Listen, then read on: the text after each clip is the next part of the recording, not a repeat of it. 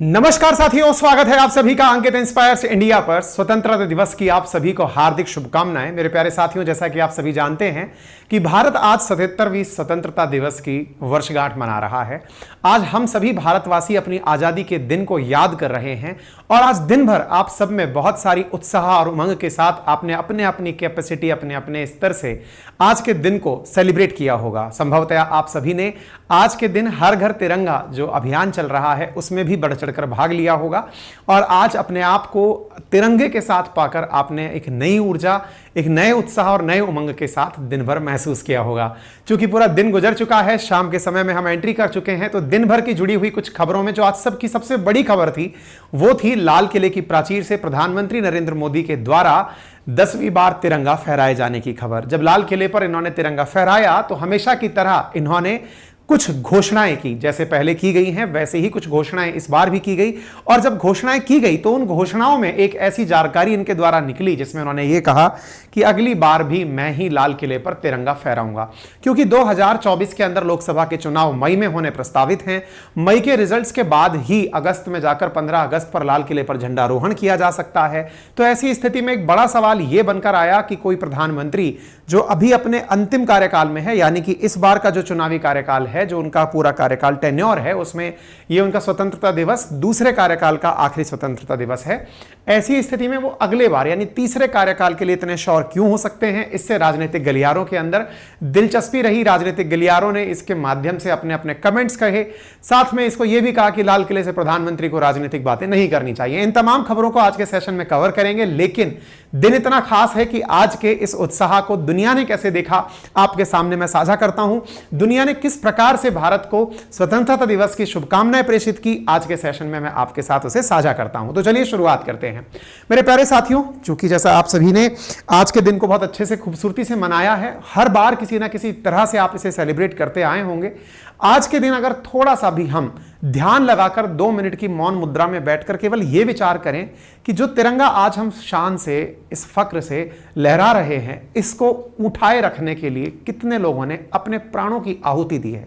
बस 2 मिनट का ध्यान लगाकर बैठें, स्वतः ही आपका अपने देश की स्वतंत्रता, तिरंगे के प्रति सम्मान अपने आप बढ़ने लगेगा। तो आज आप सभी इस तरह से जरूर इस समय पर विचार कीजिएगा। साथियों, जब इसके बारे में हम चर्चा करते हैं तो ट्विटर ट्रेंडिंग्स की बात करते हैं, क्योंकि दुनिया और सरकार ट्विटर देखती है और ट्विटर ट्रेंडिंग्स के अंदर इंडिपेंडेंस डे ट्रेंड पर चल रहा है। इसके साथ साथ फ्रीडम टू ड्रीम, तिरंगा टनल, ये कुछ इस प्रकार की चीजें हैं जो ट्रेंड पे चल रही हैं। अक्षय कुमार भी ट्रेंड पर चल रहे हैं। इनके पीछे का कारण यह है कि अक्षय कुमार को फाइनली इंडियन नागरिकता मिल गई है। अब वो पूरी तरह से भारतीय हो गए हैं। पहले इन्हें कैनेडियन कुमार के नाम से कहा जा रहा था।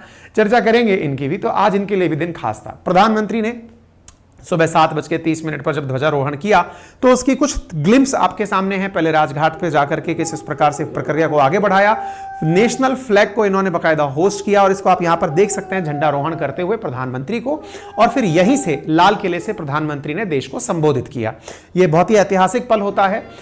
मैं कोशिश करता हूं कि इस क्षण को मैं कभी मिस ना करूं। बचपन की यादें ताजा हो जाती हैं। जब आप लोग कभी स्कूल जाया करते थे, आप सबने इस दिन को बहुत ही खूबी से याद किया होगा। जब भी तिरंगा चला है, जनगण मन बजा है, अपने आप में ऐसी भावना अंदर से आती है कि बस ये समय ही कुछ और होता है जब ये हमारा राष्ट्रगान बज रहा होता है। अभी वीडियो में भी बज रहा है तो मन कर रहा है कि मैं चुप हो जाऊं और इससे आगे बोलने की हिम्मत ना करूं। 21 तोपों की सलामी दी गई, जिसको आप यहां पर 87 फील्ड रेजिमेंट के द्वारा देते हुए देख सकते हैं। साथियों, मैं केवल इसके साथ में एक चीज जो याद करता हूं अक्सर जब भी बचपन की यादें ताजा होती हैं, संभवतः आप भी किसी भी प्रकार के व्यवसाय में, किसी भी प्रकार की व्यस्तताओं में रहें, लेकिन 15 अगस्त और 26 जनवरी, जब 26 जनवरी के दिन भारत की सारी झांकियां निकलती हैं, राज्यों की झांकियां निकलती हैं, देख करके मन अंदर से प्रफुल्लित हो उठता है। 15 अगस्त के दिन जब देखते हैं, जब जनगण मन बज रहा होता है, तिरंगा फहरा रहा होता है, प्रधानमंत्री आ रहे होते हैं, भारत के सारे प्रतिनिधि, विदेशी डेलीगेशंस बैठ रहे होते हैं, वो दिन अपने आप में अभिभूत करने वाला होता है। आज सुबह भी जब मैं अपने ऑफिस की तरफ जा रहा था, तब मैं लाइव इस चीज को पूरी तरह देखता हुआ जा रहा था कि यार ये कितना शानदार क्षण होता है। तो आप सबने भी संभवतः इस दिन को फील किया होगा। खैर, इसके आगे की तरफ बढ़ते साथियों, तो फिर ये सब कार्यक्रम हुआ। इसके बाद दुनिया भर से हमें शुभकामनाएं आने लगी। दुनिया भर की शुभकामनाओं में आप देख सकते हैं ministry of foreign affairs Russia के द्वारा भारत को शुभकामनाएं प्रेषित की गई। इसके साथ साथ इमानुअल मैक्रोन फ्रांस के द्वारा भारत को शुभकामनाएं प्रेषित की गई। अमेरिका के द्वारा यूएसएम जो डिपार्टमेंट ऑफ स्टेट है उसके द्वारा इंडियन इंडिपेंडेंस डे पर प्रेस स्टेटमेंट जारी करके हमें शुभकामनाएं प्रेषित की गई। इसी प्रकार से यूएस एम्बेसडर जो भारत में है एरिक गार्सेटी, उनके द्वारा भारत को शुभकामनाएं प्रेषित की गई। ऐसे ही सऊदी एम्बेसी जो नई दिल्ली के अंदर है उनके द्वारा भारत को शुभकामनाएं प्रेषित की गई। और तो और भारत के राष्ट्रगान को बजते हुए जहां आप देख रहे हैं, यह बिल्डिंग है बुर्ज खलीफा, संयुक्त अरब अमीरात यूएई के अंदर। साथियों, यूएई के अंदर बुर्ज खलीफा 2 दिन से काफी सुर्खियों में है, क्योंकि हमसे 1 दिन पहले पाकिस्तान के द्वारा सेलिब्रेशन किया जाता है आजादी का। पाकिस्तानियों के द्वारा इस दिन पर बुर्ज खलीफा पर जब कभी आप जाएंगे यहां घूमने, तो बुर्ज खलीफा जो दुनिया की सबसे लंबी इमारतों में है, इस इमारत पर इस प्रकार से बढ़िया मतलब वो चलाई जाती है, फिल्म चलाई जाती है, इस प्रकार से आपका गाना बजाया जाता है, राष्ट्रगान बजाया जाता है। और इस तरफ दुबई मॉल है, इसके जस्ट सामने जो है वो दुबई मॉल है। तो दुबई मॉल भी एमआर ग्रुप का है। ये वही एमआर ग्रुप है जो भारत के श्रीनगर में मॉल बना रहा है। एमआर ग्रुप दुबई जब आप कभी जाएंगे तो बहुत बड़ा क्षेत्र इनका अपना एमआर ग्रुप का है ना। तो ये जो एमआर ग्रुप है इसका ही मॉल बना हुआ है दुबई मॉल, जिसको कि world's largest, Asia's largest mall के रूप में कंसीडर किया जाता है। इस मॉल से जब आप इस सीन को देखते हैं तो यहां पर लोग खड़े होकर के इस दृश्य को निहारते हैं। कई फिल्म के प्रमोशन यहां पर होते हैं, और यहां पर जैसे मान लीजिए इंडिया की कोई सेलिब्रिटी है, वो अपनी फिल्म का प्रमोशन कराना चाहती है, इसके कुछ ना कुछ चार्जेस भी होते होंगे। चूंकि यूएई के अंदर इंडियन डायस्पोरा 30% से ऊपर रहता है, ऐसी स्थिति में बड़ी मात्रा में यहां लोग पहुंच करके तिरंगे को यहां फहराते हुए देखना चाहते हैं, और हुआ भी यही, और यहां पर यह फहराया भी गया। लेकिन हमसे 1 दिन पहले पाकिस्तान का इंडिपेंडेंस डे होता है, दोपहर रात 12 बजे वो भी चाह रहे थे कि उनका भी तिरंगे की तरह उनका 1 दिन पहले ही उनका झंडा यहां पर चलाया जाए। और इसके ऊपर हमने एक सेशन भी किया था, अपने ट्विटर पर डाला था। अगर आप चाहें तो मुझे फॉलो कर सकते हैं ट्विटर पर, अंकित कुमार अवस्थी मेरा हैंडल है, के अंकित के नाम से। यहां पर आप देख सकते हैं कि मतलब बड़ी मात्रा में पाकिस्तान के लोग खड़े हैं, जिंदाबाद के नारे लगा रहे हैं। उनका यहां पर जो बुर्ज खलीफा है वहां पर उनका एंथम नहीं चलाया गया, उनका झंडा नहीं लगाया गया। हालांकि जब पाकिस्तानियों के द्वारा बवाल काटना शुरू हुआ तो थोड़ी देर बाद, समय बीतने के बाद में फिर कोई रहा होगा जिसने, क्योंकि पाकिस्तानी भी बड़ी मात्रा में है यूएई के अंदर, तो उनके कहने पर फिर यहां पर बाद में उस जिंगल को बजाया गया, इनके लिए भी इनका मनोरंजन करवा दिया गया। खैर एनीवे, इसके साथ साथ ऑस्ट्रेलियन स्पेस एजेंसी ने, आप देख सकते हैं कितना खूबसूरत तरीके से अपने क्षेत्र को सजाया हुआ है, तिरंगे के साथ में रंगीन कर दिया गया है। यह भारत के लिए अपने आप में बढ़ते हुए रिश्तों को दर्शाने वाला है। सिंगापुर के द्वारा भी, जो भारत के अंदर सिंगापुर की एम्बेसी है, उन्होंने भी हमें बधाई दी। यानी कि एक तरह से यह समझिए कि दुनिया भर से, इजराइल से, अफगानिस्तान से, हमें भर के दुनिया भर से शुभकामनाएं आज के स्वतंत्रता दिवस पर मिली। देखिए, जिस प्रकार से आप लोगों को जन्मदिन खास होता है, बिल्कुल वैसे ही ये राष्ट्र का जन्मदिन है। राष्ट्र का जन्मदिन क्योंकि आज हम भारत के स्वतंत्र राष्ट्र के रूप में बाहर आए। गुलामी की 1000 साल की गुलामी की जो बेड़ियां थी, हम उससे बाहर निकल करके आज के दिन बाहर आए थे। तो ये हैप्पी बर्थडे है असल में हम सबका। हैप्पी इंडिपेंडेंस डे असल मायने में देश का हैप्पी बर्थडे भी कंसीडर किया जाए, मेरी नजर में तो संभवतः वो कम नहीं होगा, क्योंकि भारत अपने आप में कब से है, सनातन काल से है, लंबे समय से है। इसके बारे में तो खैर प्रमाण खोजने वाले खोजते रहेंगे, लेकिन जो वर्तमान युग में जिस जगह हम जी रहे हैं, आज के भारत की अगर हम स्वतंत्र भारत की बात करते हैं, तो ये दिन बहुत खास है। इसलिए ये विशेष बहुत मायने रखती हैं। जैसे आपका कभी जन्मदिन होता है तो कोई आपको बर्थडे विश देता है तो आपको बहुत अच्छा सा लगता है, फील गुड होता है कि हमें बर्थडे विशेष किस किस ने दी, हमें कितनी शुभकामनाएं मिली। तो उस तरह से ये शुभकामनाएं बहुत मायने रखी। इन्हीं शुभकामनाओं में पाकिस्तान के सीने पर सांप लौटने की खबरें आई, जब लाल चौक के ऊपर जो इमारत है, लाल चौक कश्मीर के अंदर, जहां अक्सर आतंक की घटनाएं सुनने को मिलती थी, तिरंगा ना फहराने को लेकर के यहां पर कभी कवायद होती थी कि यहां तिरंगा नहीं फहराने दिया जाएगा, वहां लाल चौक तिरंगे की रोशनी में दिखा। लोग यहां पर कश्मीर के अंदर जो इंडिपेंडेंस डे है उसको सेलिब्रेट करते हुए दिखाई दिए। कई दशकों में यह पहली बार ऐसा यहां हो रहा था। 370 हटाने के बाद यहां पर बनी अमन, चैन और शांति की है गवाह बना। तो इस प्रकार से भारत ने पूरी तरह से इस समय को एंजॉय किया। तो प्रधानमंत्री ने फ्लैग होस्ट किया, फ्लैग होस्ट के बाद में फिर उन्होंने भाषण देना शुरू किया। अच्छा, तो अब साहब इन्होंने भाषण जब दिया तो उन भाषण में क्या कहा? भाषण में सामान्यतः प्रधानमंत्री कहते हैं मेरे प्यारे देशवासियों। इस बार इन्होंने कहा मेरे प्रिय 140 करोड़ परिवारजनों। 140 करोड़ परिवारजनों को संबोधित करते हुए प्रधानमंत्री ने, हालांकि आप में से कई पढ़ने लिखने वाले बालक ये भी कह सकते हैं कि सर अभी जो 2011 के बाद की सेंसस है 2021 वाली वो तो हुई नहीं है, प्रधानमंत्री को कैसे पता चल गया। खैर, दुनिया भर को पता है कि हमारी कितनी आबादी है और इन्होंने स्वीकार भी कर लिया है और बहुत ज्यादा जरूरी है कि भारत की जनगणना जल्दी से कराई जाए। 140 करोड़ परिवारजन कहकर के इन्होंने 77वें स्वतंत्रता दिवस पर लाल किले से जब तिरंगा फहराया तो प्रधानमंत्री का पहला वाक्य यह बनकर के सामने आया था। 90 मिनट यानी 1.5 घंटे का इन्होंने भाषण दिया और 10वीं बार इन्होंने अपने संबोधन से देशवासियों को बधाई दी। ठीक है, जब बधाई दे रहे थे, जहां 140 करोड़ परिवारजन शब्द यूज में ले रहे थे, उसी समय राजनीति की 3 बुराइयां, परिवारवाद, भ्रष्टाचार और तुष्टीकरण। यह परिवारवाद मतलब एक परिवार के द्वारा अपने ही परिवारजनों को आगे बढ़ाए जाने को लेकर। असल में इस शब्द का उपयोग ये क्यों करते हैं?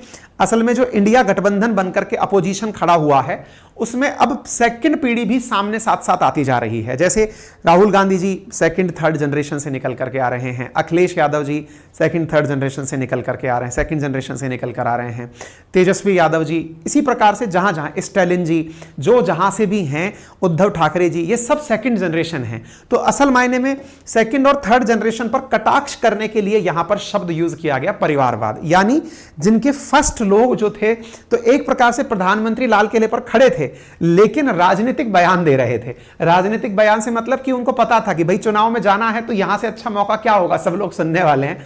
तो परिवारवाद असल में अपोजिशन के ऊपर कटाक्ष था, सटायर था। इसके बाद दूसरा शब्द था भ्रष्टाचार। भ्रष्टाचार को लेकर के ये बयान क्यों दिए? क्योंकि अब तक 10 साल के कार्यकाल में, जो 10 साल का कार्यकाल 2024 में पूरा होगा, अभी तक इनके ऊपर भ्रष्टाचार का कोई भी मामला उजागर नहीं हुआ है। लेकिन जब इससे पहले 10 साल की यूपीए की सरकार थी तो उस समय में बहुत सारे भ्रष्टाचार के मामले, 2G, 4G, कोयला कांड, 3G, कोयले की खान और पता नहीं क्या क्या मतलब स्कैम निकल के आने लगे थे, कॉमनवेल्थ खेल स्कैम सामने आने लगे थे। तो ये इस वजह से लोगों को हिंट में भ्रष्टाचार शब्द का उपयोग कर रहे थे। तीसरा जो शब्द यूज किया गया दैट इज तुष्टीकरण। अंग्रेजी में कहते हैं इसको अपीजमेंट। अपीजमेंट का शब्द का अर्थ होता है कि धर्म के आधार पर या फिर किसी भी आधार पर जो आपको विभेदित करता है उस आधार पर किसी की गलतियों को इग्नोर करके उसका साथ देना। इसका मतलब समझने का प्रयास करें। मान लीजिए कि 2 समुदाय कहीं एक जगह पर रहते हैं, ए और बी समुदाय कहीं रहते हैं।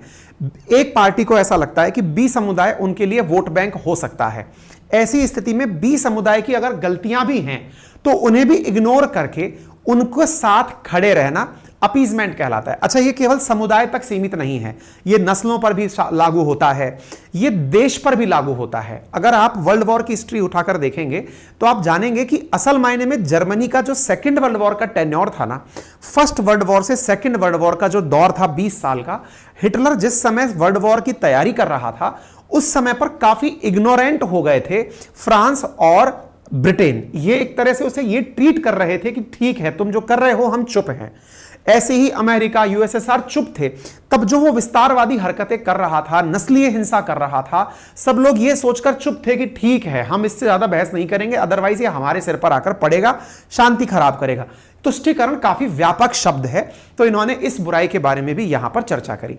प्रधानमंत्री ने लोगों से आशीर्वाद मांगते हुए फिर कहा 2047 में देश जब स्वतंत्रता के 100 साल का जश्न मना रहा होगा, देश का तिरंगा दुनिया के विकसित देश की पहचान के साथ लहराएगा। यानी देश की 100वीं वर्षगांठ अब इन्होंने आगे तक का टारगेट ले लिया है। 75 से लेकर 100 साल के बीच में देश को डेवलप्ड कंट्री के अंदर ऐसा क्या होता है जो अभी आपके पास नहीं है? डेवलप्ड कंट्री में प्रति व्यक्ति की पर कैपिटा आय, क्योंकि जिस समय 2047 में हम होंगे तब वर्ल्ड बैंक के द्वारा यह निर्धारित कर दिया गया होगा कि इतने रुपए तक प्रति व्यक्ति आय अगर किसी की होगी तो उसे डेवलप में माना जाएगा, है ना। तो अभी हमने बड़ी मात्रा में लोगों को लोअर मिडिल इनकम कैटेगरी से अपलिफ्ट किया है। ऐसी स्थिति में संभवतया आने वाले समय में प्रति व्यक्ति आय बढ़ने की तरफ यहां इशारा था। तभी इन्होंने अपने अगले बयान में कहा कि अगले 5 साल में हम देश की इकोनॉमी को दुनिया की 3 टॉप इकोनॉमी में ले जाएंगे। यानी ये जो शब्द है ये अपने आप में अर्थव्यवस्था की तरफ ही इंडिकेट करता हुआ शब्द निकल कर आया।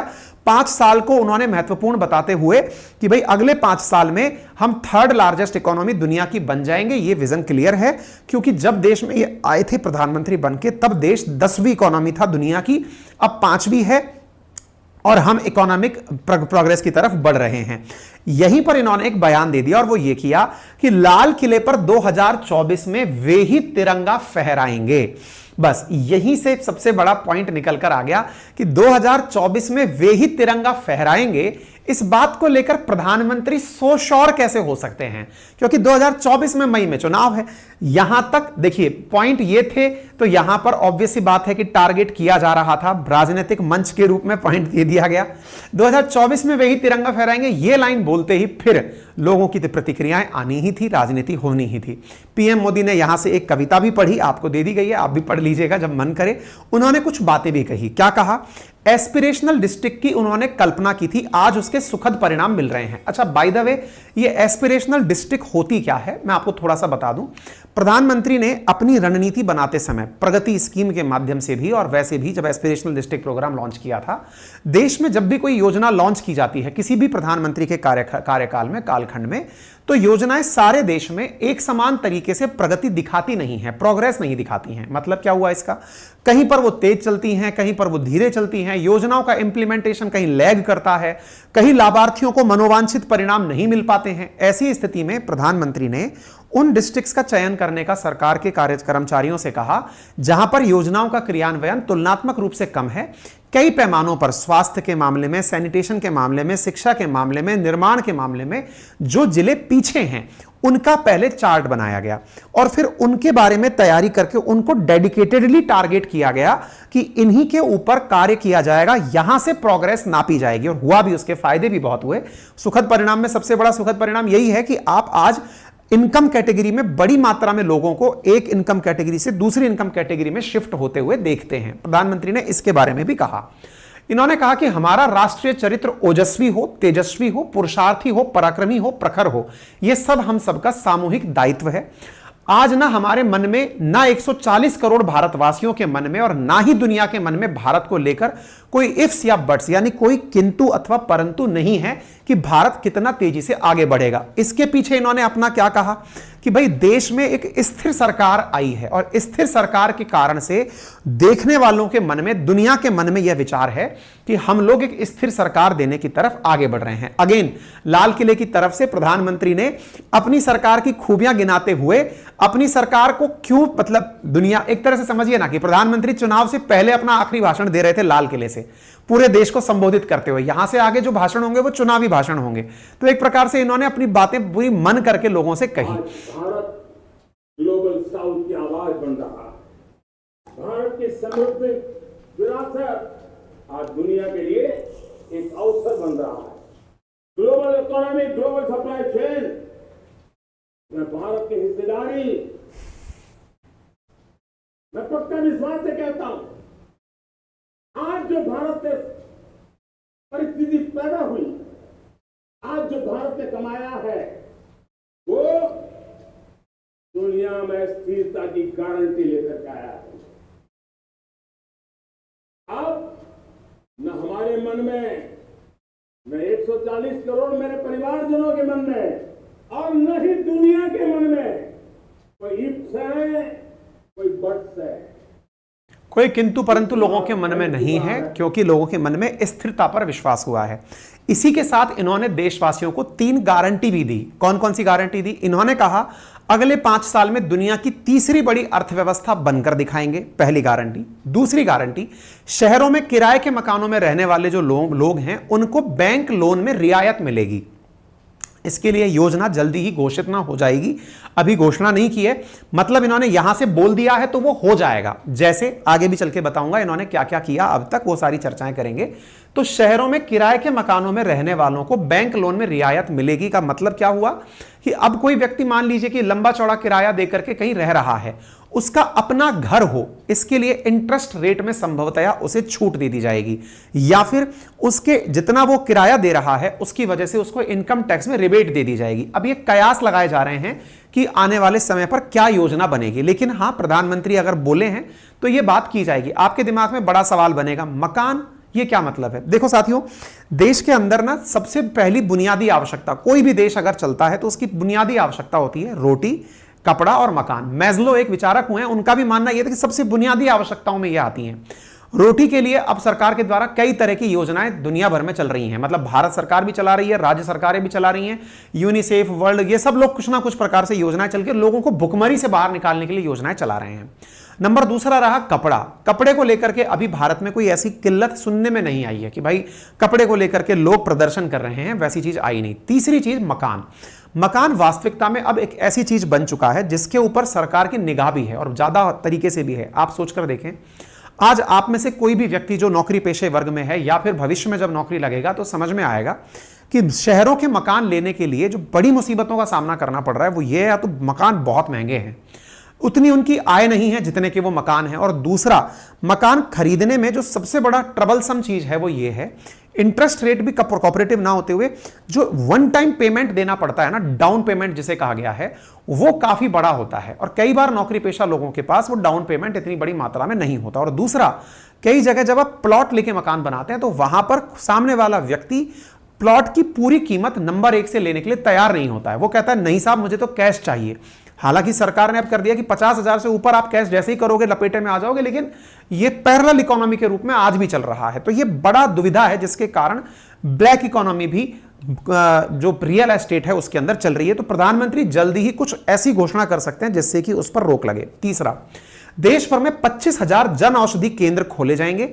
17 सितंबर को विश्वकर्मा योजना शुरू करने का ऐलान किया। अब ये क्या है ये योजना, इसके भी कयास लगाए जा रहे हैं। जैसे विश्वकर्मा जो है वो मैसन्स को, कारीगरों को कहा गया है, चाहे वो घर बनाने वाले हों या फिर जो फर्नीचर का काम कर, किसी भी तरह का कोई मैकेनिक है, उन्हें जो निर्माण कार्य में इन्वॉल्व है उन्हें विश्वकर्मा कहा गया। तो ऐसा क्या है उस विश्वकर्मा योजना में जो 17 सितंबर के दिन अनाउंस होगा, तो वो भी देखने वाली बात होगी और जब वो होगा तब हम उसके बारे में जरूर आपके साथ चीजें साझा करेंगे। ठीक है, अब क्या इन बातों का कोई महत्व है, आइए इसको थोड़ा जज कर लेते हैं। कैसे?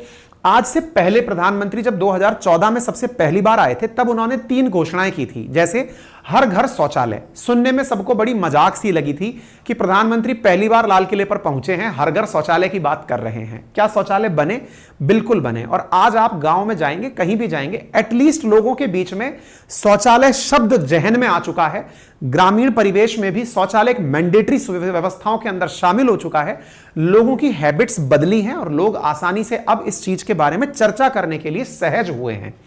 यह कार्य कब एक्टिवेट हुआ? 2 अक्टूबर 2014। अच्छा, बाय द वे, ये सारी स्कीम्स की मैंने तारीखें लिखकर दी हैं, आप चाहें तो इन्हें पढ़ने वाले विद्यार्थी इन तारीखों को नोट कर लें। मैं वैसे इसे अपने टेलीग्राम चैनल जो अंकित अवस्थी सर के नाम से है वहां पर भी शेयर कर दूंगा, आप वहां से भी ये सारी चीजें ले लेंगे।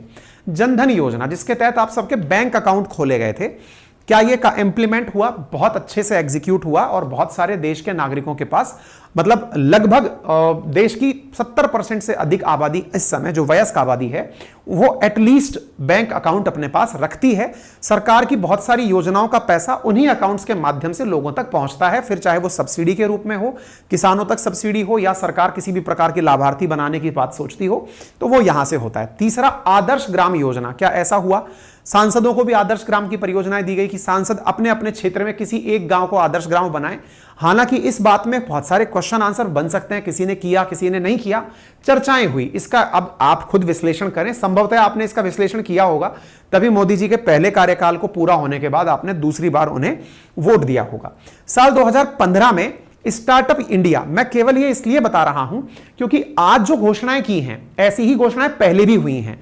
क्या वो घोषणाएं मायने रखती हैं? तो आप पुरानी योजनाओं से रिलेट कर सकते हैं कि जब पुरानी घोषणाएं हुई थी तो क्या वो धरातल पे आई थी? जैसे क्या स्टार्टअप इंडिया आई? बिल्कुल आई। आज 100 से ऊपर देश के अंदर यूनिकॉर्न है। ग्राम ज्योति योजना, क्या घर घर बिजली पहुंची? बिल्कुल, हर घर में बिजली पहुंची। क्या वन पेंशन वन रैंक योजना आई? बिल्कुल, आज हर सैनिक के पास वन रैंक वन पेंशन योजना है। इसका मतलब जो प्रधानमंत्री ने घोषणाएं लाल किले से की हैं वो इंप्लीमेंट हुई हैं। 3 मुख्य योजनाओं के अंदर जो आई, प्रधानमंत्री फसल बीमा योजना, क्या यह है? बिल्कुल है।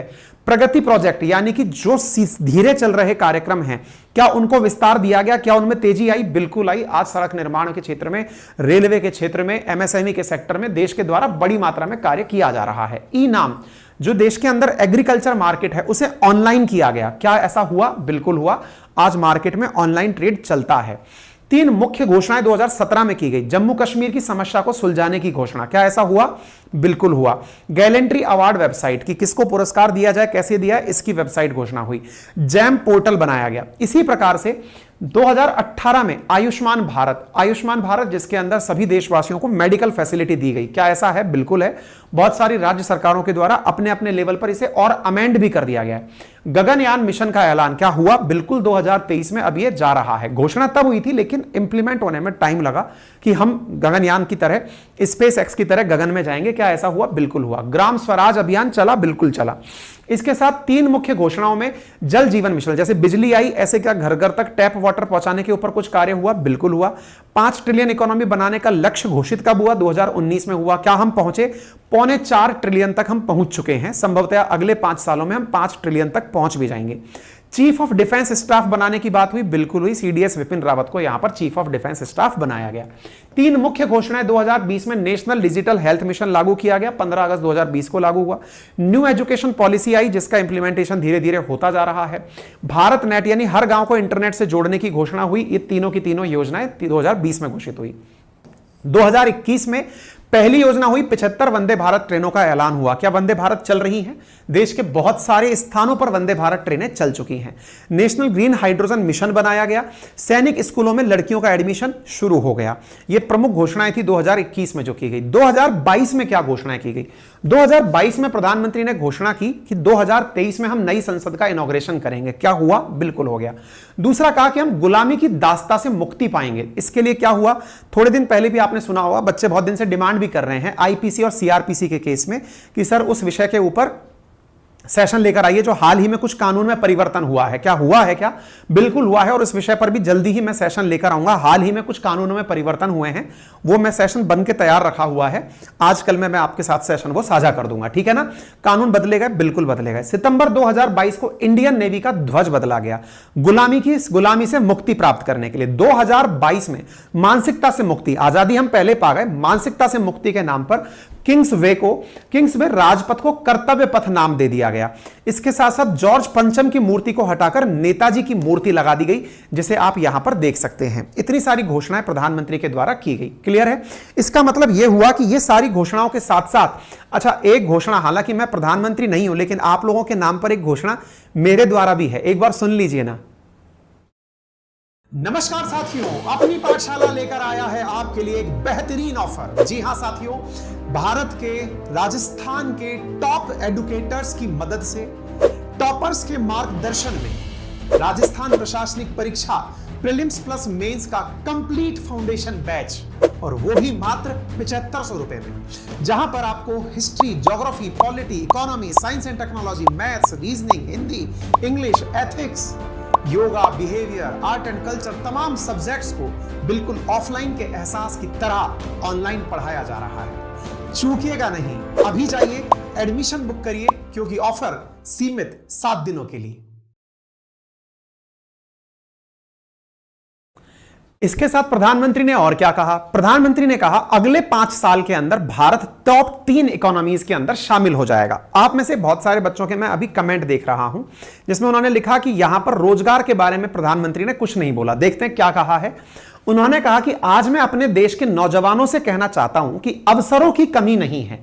आप जितने अवसर चाहेंगे, ये देश आसमान से भी ज्यादा अवसर देने में सामर्थ्य रखता है। यानी अपॉर्चुनिटीज की बातें की गई। अपॉर्चुनिटीज के अंदर क्या अपॉर्चुनिटीज हैं, इस पर प्रकाश नहीं डाला गया। इन्होंने कहा हमारे पास डेमोग्राफी है, यानी लोग हैं, डेमोक्रेसी है, लोकतंत्र है, विविधता है, इसकी त्रिवेणी है। अब ये शब्द तो हैं, नौजवान जो आज का यूथ है वो क्या तलाश करता है कि मोदी जी रोजगार की बात कीजिए, रेलवे के अंदर नियुक्ति की बात करिए, टीचर्स की नियुक्ति की बात करिए। बहुत सारे एग्जाम्स डिले चल रहे हैं, नौकरियों में भ्रष्टाचार हो रहा है। यूथ अपने आप को जो चीज सुनता हुआ यहां से प्रधानमंत्री से चाहता था, प्रधानमंत्री के बयान में ऐसा कुछ भी वहां दिखाई नहीं दिया। इससे नौजवानों के मन में इस विषय पर अपनी तरफ से बहुत ही महत्वाकांक्षाएं पैदा हुई और होनी भी लाजमी है, क्योंकि देश में बहुत बड़ी आबादी ऐसी है जो युवा है और उसे रोजगार के लिए सरकार की तरफ देखने का भी एक मौका बनता है कि हम सरकार से जो अपेक्षाएं रखते हैं, आप उस काम को तो बहुत अच्छे से करके दीजिए ना। आपके पास रेलवे में, आपके पास सेना में, आपके पास टीचिंग में, आपके पास साइंस एंड टेक्नोलॉजी के अंदर, स्टेट पीएससी के अंदर, यूपीएससी के अंदर, एसएससी के अंदर और भी विभिन्न लेवल के एग्जाम्स के अंदर बहुत सारी वैकेंसीज हैं। अगर देश वाकई में आगे बढ़ना चाहता है तो प्रधानमंत्री से युवाओं की अपेक्षा है कि प्रधानमंत्री आप नौजवानों के रोजगार को लेकर भी यहां पर कुछ बयान दें। यह युवाओं का डिमांड भी है, ठीक है ना। भारत के अमृतकाल के कालखंड में हम जितना त्याग करेंगे, तपस्या करेंगे। अब ये बच्चों को, जो आज का यूथ है ना, उसको ये बड़ा फिलोसॉफिकल लगता है कि भैया बात सही कह रहे हो आप, अमृतकाल है, हम अच्छे से करेंगे, लेकिन करने के लिए हमें मौका दिया जाए, हम करना चाहते हैं। रोजगार के लेकर के बच्चों की डिमांड क्या है कि हम करना चाहते हैं, मौका तो दो, हम कर लेंगे, ठीक है। तो निश्चित ही मतलब सरकारें इस विषय में विचार करेंगी, क्योंकि यूथ जो है ना वो इस चीज को लेकर के सरकार की तरफ बहुत अपेक्षाओं से देखता है।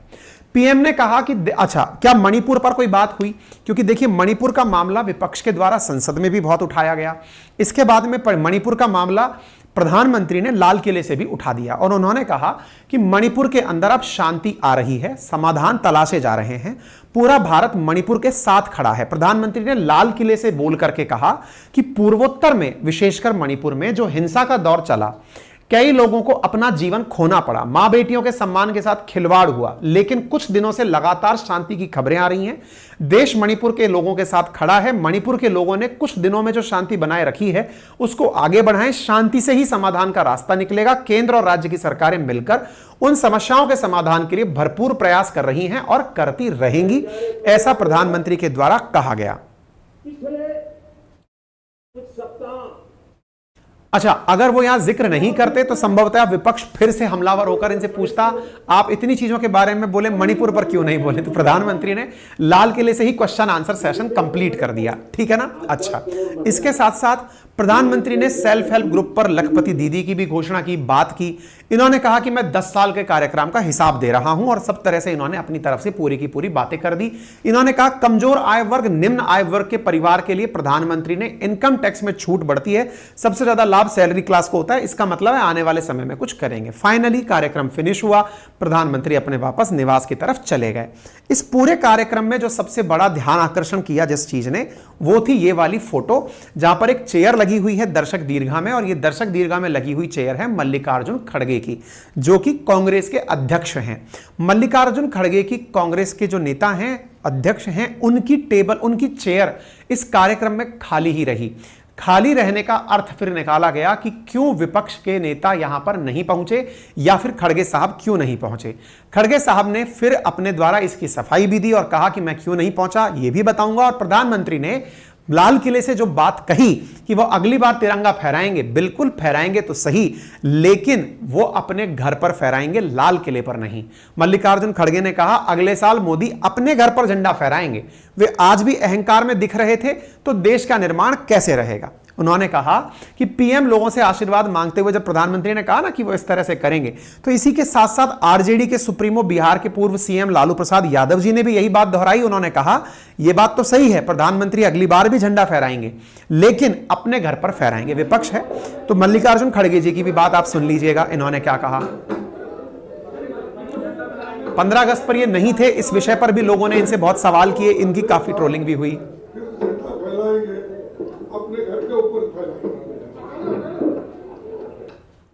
लोगों ने इनसे सवाल पूछा कि सर, जब देश का प्रधानमंत्री होता है, देश का स्वतंत्रता दिवस होता है, तो आप वहां पर क्यों नहीं पहुंचे।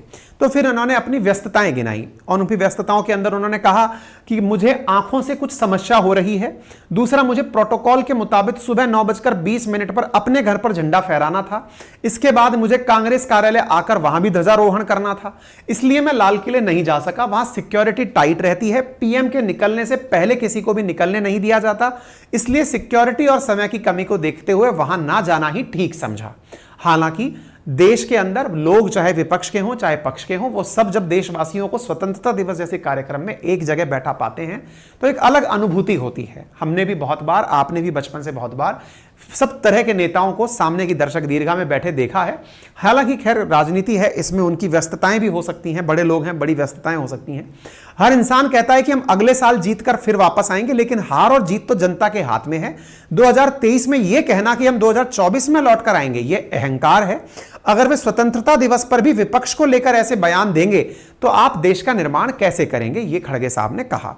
ठीक है, उन्होंने कहा कि हर पीएम देश के विकास के लिए काम करता है।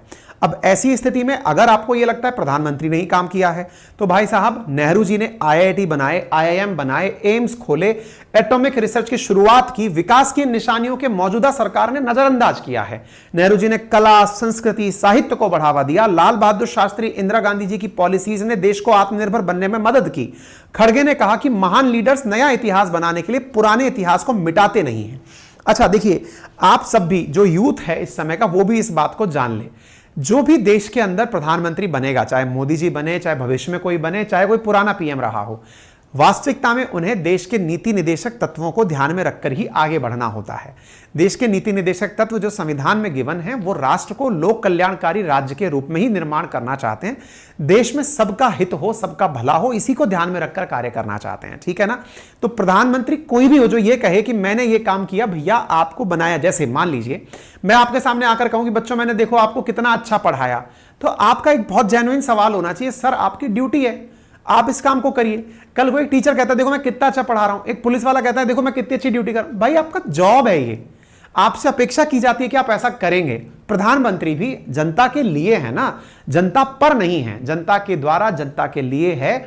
ऐसी स्थिति में उनका भी कर्तव्य है कि वो अपनी ड्यूटी का निर्वहन अच्छे से करें।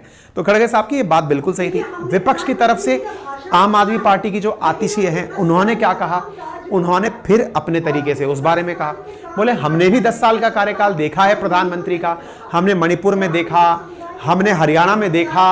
इन्होंने प्रधानमंत्री के कालखंड में देश में हुई उन चीजों पर ध्यान आकर्षित करवाया जो देश के अंदर ऐसे कमजोरी के रूप में दिखाई पड़ता है कि देखिए इन चीजों के अंदर सरकार अपने द्वारा समाधान नहीं कर पाई।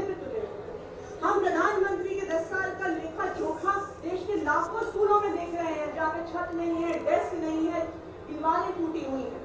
हम प्रधानमंत्री के 10 साल का लेखा जोखा रोज अखबारों में देखते हैं कि जहाँ पे दूर दराज के इलाकों में कोई पति अपनी पत्नी को 100 किलोमीटर अपने कंधे पे लेके जाता है इलाज के लिए। तो प्रधानमंत्री जी के 10 साल का रिपोर्ट कार्ड देखने के लिए तो विपक्ष का ये जो जवाब है, चाहे वो आतिशी का हो, चाहे लालू प्रसाद जी का हो, चाहे खड़गे का हो, वो अपनी जगह बिल्कुल सही है। क्योंकि विपक्ष असल में क्या है, सरकार का गुणगान करने के लिए नहीं है, वो सरकार का ध्यान उस तरफ आकर्षित करने के लिए भी है कि आपके ये भी क्षेत्र हैं जहां पर आपको कार्य करना चाहिए। निश्चित ही अगर देश के बहुत दूर दराज में अगर कोई व्यक्ति ऐसा है जो अपनी पत्नी की डेड बॉडी को अपने कंधे पर लाद कर ले जाता है, दुर्भाग्यशाली क्षण है। अगर देश के अंदर सांप्रदायिक हिंसा होती है, दुर्भाग्यशाली है।